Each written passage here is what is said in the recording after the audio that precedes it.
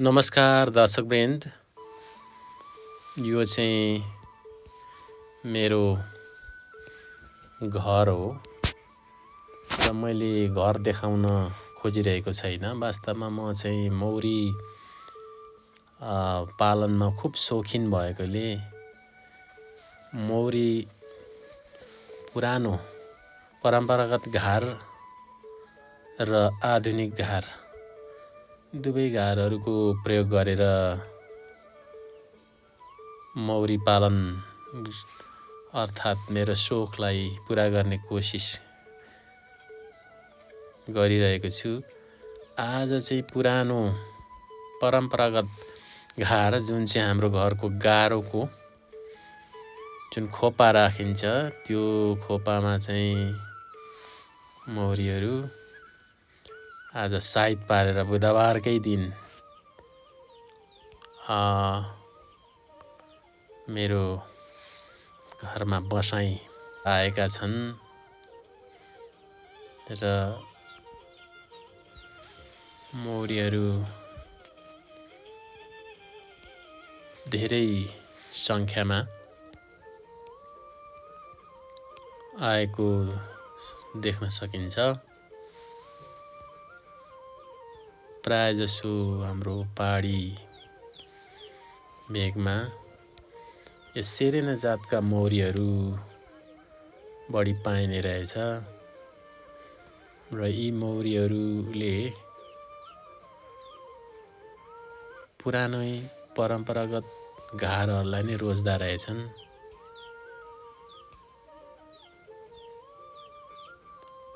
र मौरीहरू घरको शोभा पनि हुन्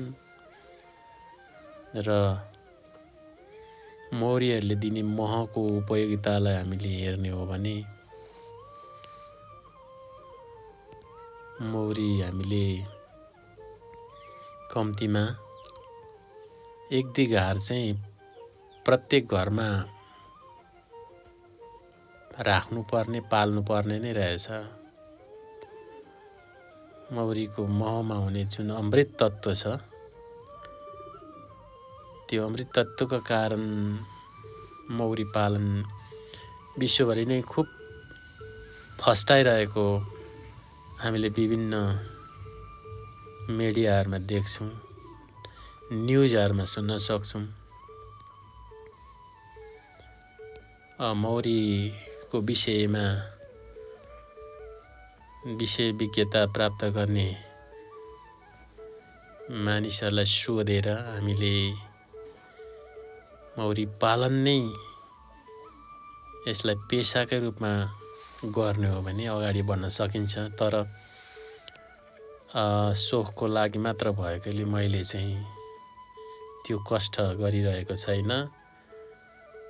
10 भन्दा बढी घार हुने व्यक्तिहरूले चाहिँ युट्युबहरू हेरेर विभिन्न किताबहरू पढेर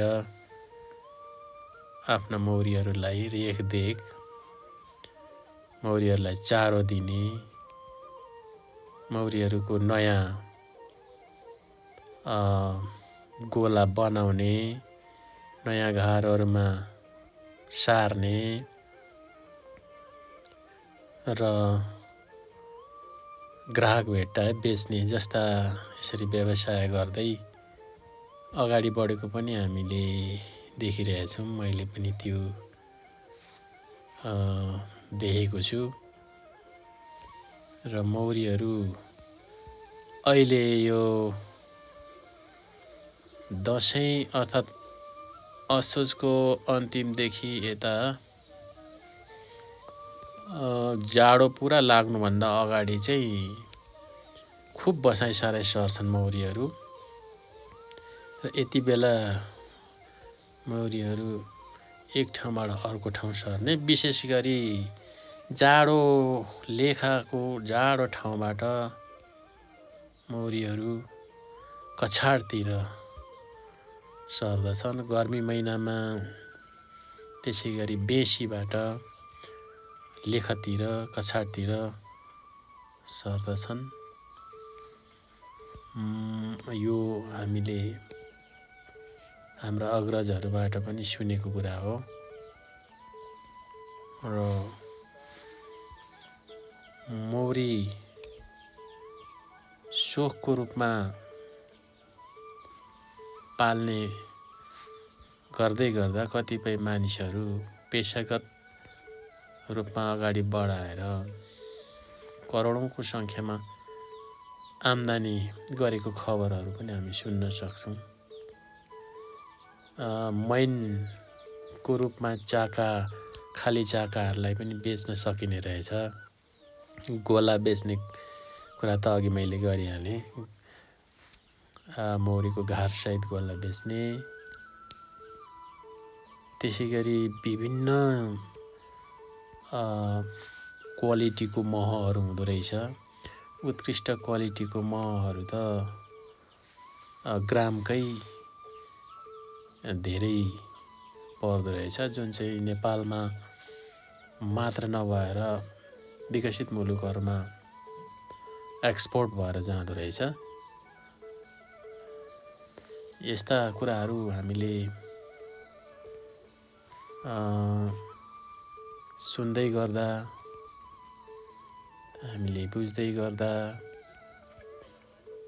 बिस्तारै व्यवसायतिर ढल्किँदा पनि हुने रहेछ। तर व्यवसायतिर जाँदाखेरि चाहिँ आधुनिक घार, आधुनिक गोला र तालिम अनिवार्य रहेछ। यो अहिले देखिरहेको मौरी चाहिँ परम्परागत तरिकाले घरहरूमा बस्ने, रुखको टोड्कामा बस्ने, भिरहरूमा बस्ने आदि प्रकारका मौरीहरू हाम्रो घार भएका घरहरूमा अथवा हाम्रा पुराना रुखहरूबाट बनाएको डोडहरूमा सार्ने, सर्ने, राख्ने जस्ता कामहरू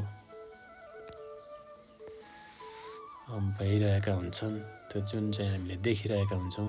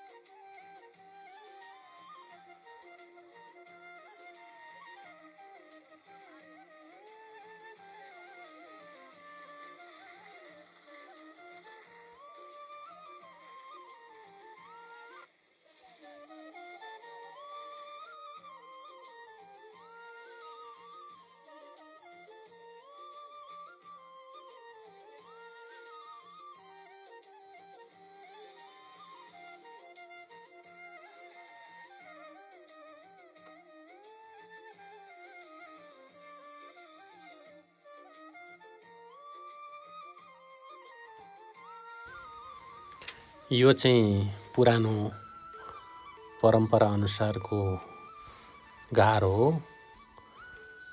वनमा पाइने सुकेको रुखको धोद्रो अथवा कट्मिरो धोद्रो नपाएपछि आफैले यो चाँपको काठ, जुन टुनी पछाडि चाँपको काठ पनि खुब मन पराइदो रहेछ मौरीद्वारा, हो त्यही चाँपको काठको बक्स बनाइयो चारपाटे र त्यही बक्समा चाहिँ मौरीले मन पराएर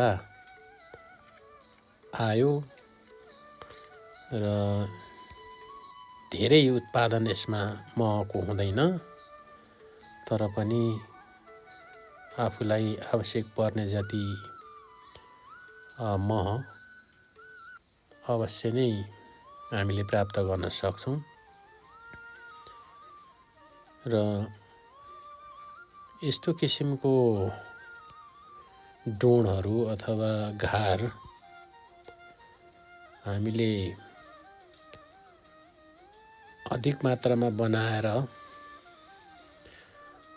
मौरीलाई हामी आकर्षण गर्न सक्छौँ। आधुनिक घरमा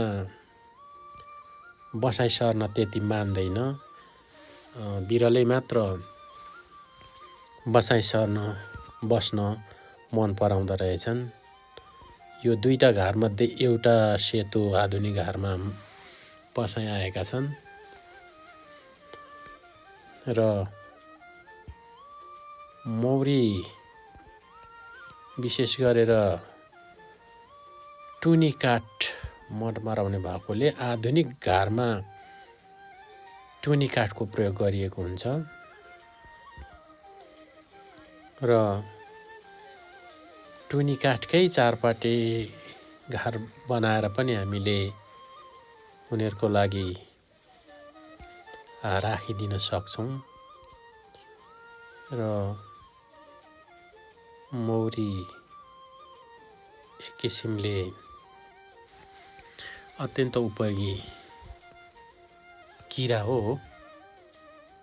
जसले आयुर्वेदिक क्षेत्रमा निकै ठुलो भूमिका खेलेको छ। तपाईँ हाम्रो स्वास्थ्यमा निकै ठुलो भूमिका खेलेको कुरा नकार्न सकिँदैन। तर महलाई खाली पेटमा कहिल्यै खानु हुँदैन। यदि खानु नै परे मन तातो पानीमा घोलेर खाँदा अत्यन्त फाइदाजनक हुने रहेछ। यदि हामीले खाली पेटमा मह खायौँ भने हामीलाई पेट तथा मुटु दुखेर तुरुन्तै बिरामी बनाइहाल्छ। त्यस्तो अवस्थामा हामीले प्रशस्त तातो पानी सेवन गर्नु पर्दछ।